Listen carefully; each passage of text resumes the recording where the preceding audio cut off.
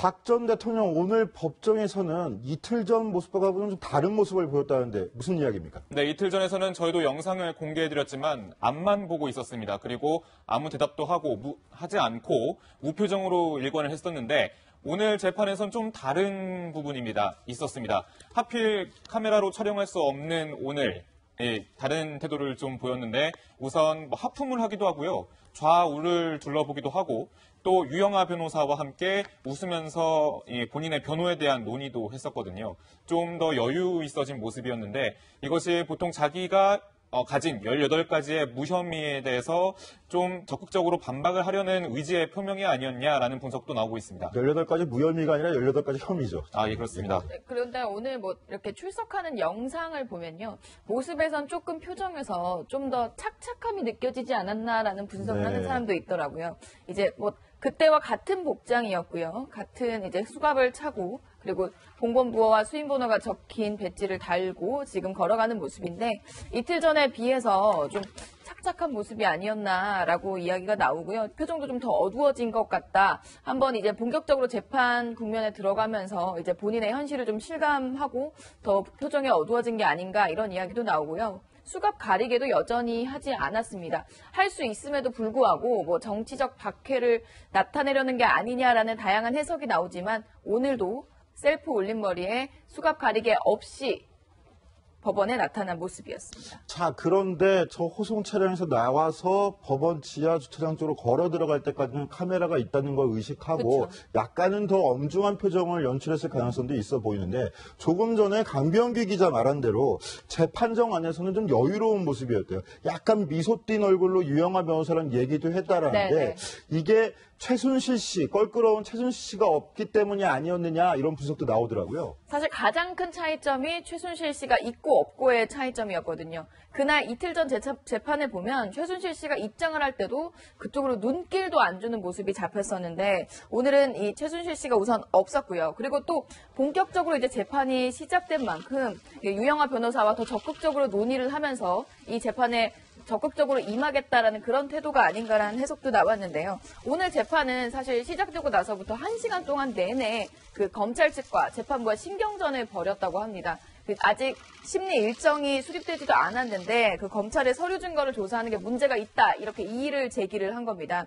시간을 끌거나 재판을 연기할 의도가 없다라고 유영하 변호인이 지속적으로 강조를 하면서 조금 더 시간을 달라라는 얘기를 했는데 결국 기각됐습니다. 네, 최석호 기자. 그런데 박근혜 전 대통령의 지지자들 여전히 서울구치소 앞에서 그 시위 아닌 시위 같은 모습을 연출하기도 했다고요. 직접 취재했죠? 예, 그렇습니다. 제가 서울구치소에서 호송차가 나가는 장면을 봤습니다. 저는 그것을 보면서 참 많은 생각을 할 것 같다. 그런데 국민들이 그토록 알고 싶어하는 국정농단 사태의 진실, 오늘은 과연 조금이라도 말을 할까 이런 생각을 했는데요.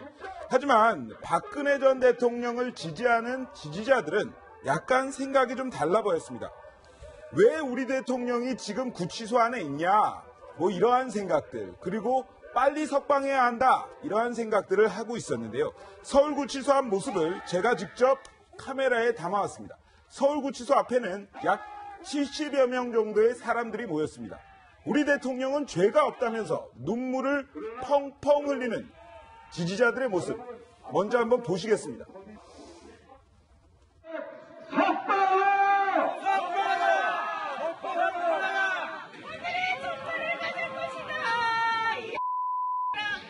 박근혜 대통령은 오로지 나라를 위해서 자기 몸을 희생할 생각밖에 한 것이 없습니다. 형제들과 재산 공유하는 사람 있습니까?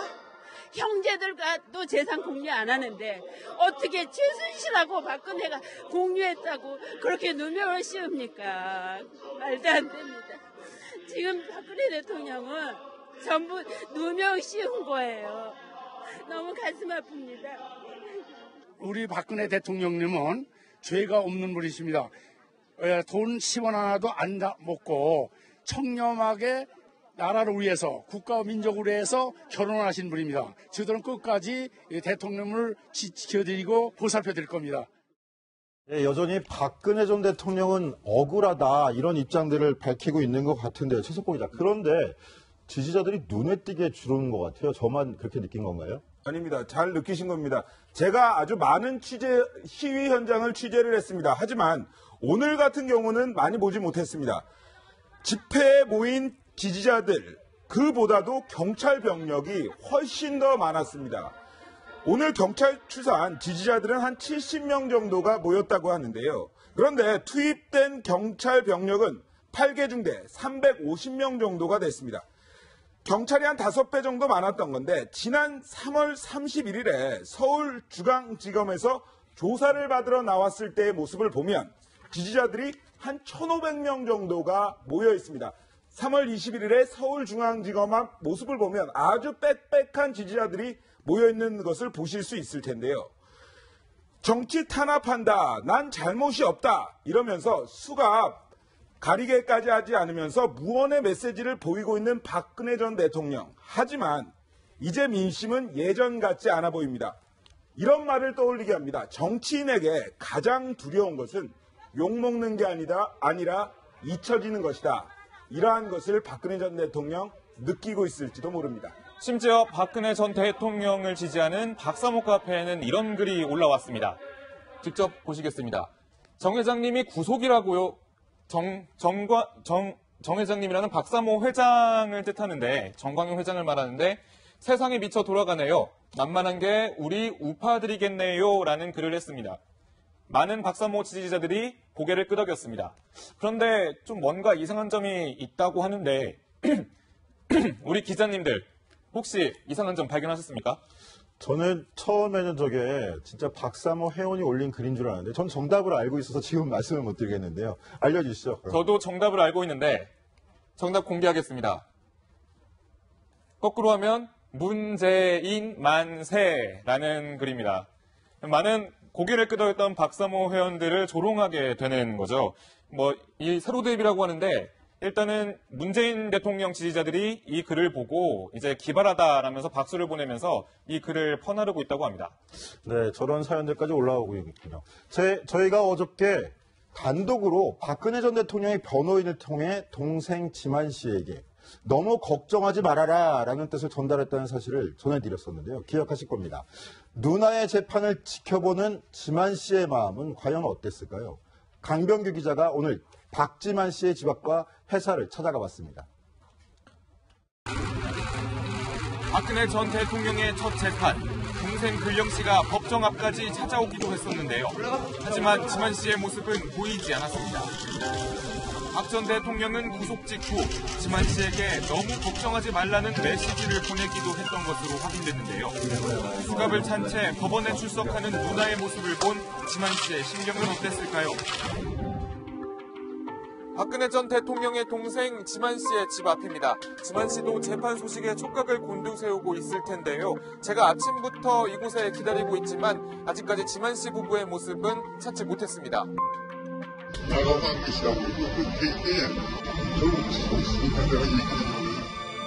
지만 씨를 만나기 위해 회사도 찾아가 봤습니다.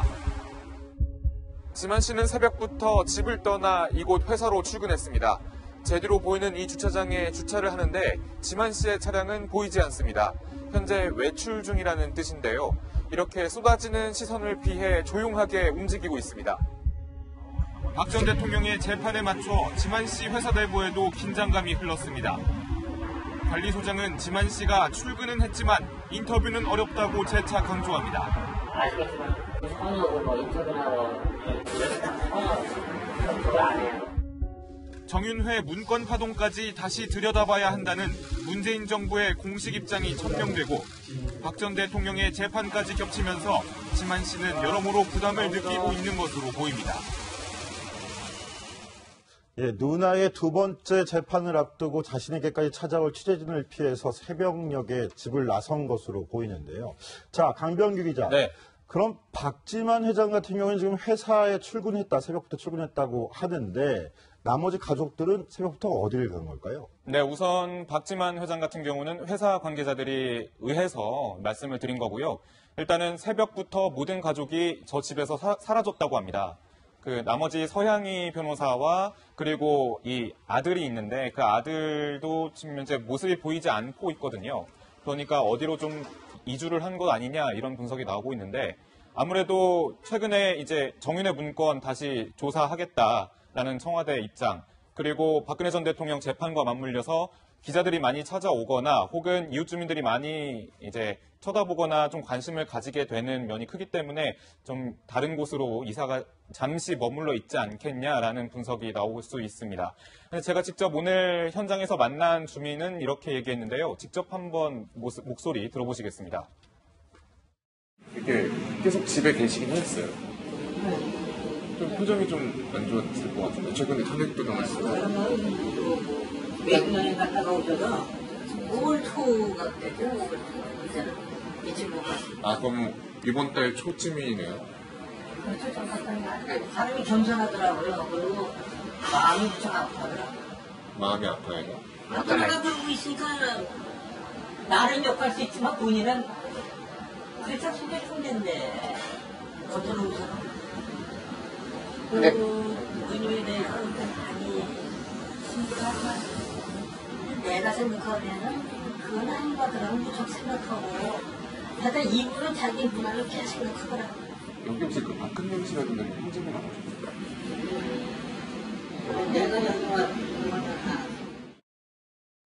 네, 평소 박지만 회장이 이웃 주민들한테 굉장히 겸손한 태도로 잘 대했다고 하는 증언들인데 최근에는 얼굴 표정이 어두웠다는 건데요. 자, 이현수 기자. 그런데 박지만 씨 하면은 약간 좀 그 성격이 내성적이다 이렇게 좀 알려져 있지 않나요? 네, 그렇죠. 뭐 그도 그럴 수밖에 없는 게 사실상 부친과 모친을 모두 잃었을 때가 16살 그리고 21살 모두 청소년기였는데요. 그래서 지인들이 이렇게도 이야기를 합니다.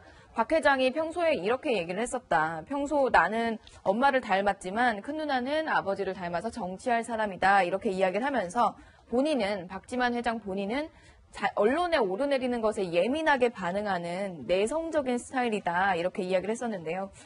그 이틀 전에 재판에 나타났던 박근영 전 이사장, 그 여동생 박근영 씨도 이 동생에 대해서 이렇게 이야기를 하기도 했습니다. 직접 들어보시죠. 동생 지만 씨는 혹시 박 회장은 이렇게 이제 사진 찍고 막 이렇게 기자님들 감당을 못 하더라고요. 이게 샤이한 편인데 제가 사실은 더 샤이한 편인데 그래서 이런 분위기가 될 것 같으니까 오고 싶어도 못 오는 걸로 제가 알고 있는데 또 모르죠. 이런 언론에 익숙하지가 않습니다. 우리 그 세연 아빠가. 그러니까 좀 이해해 주세요. 밖에서 우리보다도 더 애를 많이 쓰고 다닙니다. 자, 강병규 기자. 내성적인 박지만 회장. 그런데 누나가 대통령이 된 이후로는 더 조심하면서 사업도 좀 많이 움츠러들었다라고 하는 증언도 확보했다고요. 네, 사실 박지만 씨가 고등학교 1학년 때 어머니 입장으로 보면 어머니가 돌아가시고 5년 뒤에는 아버지가 돌아가셨습니다. 그렇게 좀 소심해진 이유가 좀 있었고요. 또 하나는 2002년까지 마약 투약 혐의로 인해서 오히려 이것이 박근혜 전 대통령에게 정치적인 아킬레스건이 좀 됐었거든요. 때문에 자신의 말썽으로 인해서 박근혜 전 대통령에게 지장을 주면 안 되겠다라는 그런 생각을 했기 때문에 좀 내성적인 성격으로 돌아서지 않았나 싶은데 이번에도 이런 주변인들의 그런 이야기를 좀 종합해보면 박지만 씨가 사업을 하는 데 있어서 상당히 좀 애를 먹었다고 합니다. 왜냐하면 박근혜 전 대통령이 국정과제로 추진을 하거나 혹은 어떤 정책을 추진할 때 그 정책과 연관돼서 자신이 이익을 받았다라는 그런 오해를 사면 안 되기 때문에 그런 사업을 펼치는 데 있어서 상당히 주저를 했다고 합니다. 그리고 좀 사업이 많이 또 축소되는 오히려 더 피해를 봤다라는 그런 분석까지 나왔는데요. 이웃 주민들의 목소리를 좀 들어봤는데 어떻게 말을 할까요? 직접 운전기사와 얘기를 했던 이웃 주민의 말이거든요. 한번 들어보시겠습니다. 내가 기사들이 내물이 공고 어디 출석하고 회사에서 절대 못하겠는데. 아 기사분께 물어보니까 야, 더 많이 잘못하면 그리고 그거에 대해서는 철두철미하네. 이게 잘못하면 누나한테 이제 피해를 날까봐 이제 막 저거 그러는 바람에 회사가 되네 공수로 들어갔다고. 아이, 걔네 대통령 되고 나서 소녀같이 회사로 갔다 소녀같이 이쁜 상관없이 회사가 되네 공수로 들어갔다. 예, 가족인 박지만 씨는 저렇게 몸을 낮추고 하느라고 도리어 사업까지 피해를 볼 정도였다는데 가족도 아닌 최순실 씨는 그렇게 대통령 옆에서 국정농단을 벌인 상황이었군요. 자, 분위기를 좀 바꿔보겠습니다.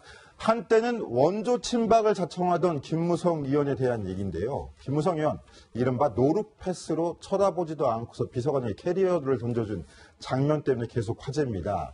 자, 최석호 기자, 이게 또 패러디 영상들도 계속 나오고 있다면서요? 그렇습니다. 일단 이것을 두고 김무성 의원은 내가 입구 측장에 나와서 기자들이 있길래 좀 가느라고 아주 수행비서에게, 친한 수행비서에게 던진 것뿐인데 왜 이게 잘못된 거냐라고 이야기를 하고 있는데, 하지만 누리꾼들의 반응은 조금 다릅니다. 이렇게 패러디물을 통해서 갑질 논란이라는 것에 대해서 비난을 하고 있는 건데요. 저렇게 보시는 것은 일반인들의 패러디 영상입니다. 보지도 않고 가방을 던집니다. 누군가에게 가방을 던져서 그것을 영상으로 보여줍니다. 이 밑에 있는 사진은요, 밑에 있는 그림은 방송인 유병재 씨의 그림입니다. 저렇게 하는 것을 보고요. 이것은 뭐냐? 던져진 캐리어를 퉁 쳐서 김무성 의원이 맞고 쓰러지는 장면. 편집한 영상이에요? 조작한 영상이죠? 그렇습니다. 예. 이것은 아무래도 그 누리꾼들이 만들어낸 겁니다. 지금 이것은 또 어제 말씀드렸던 컬링, 캐리어를 가지고 컬링을 하는 김무성 의원이 직접 컬링을 하는 모습.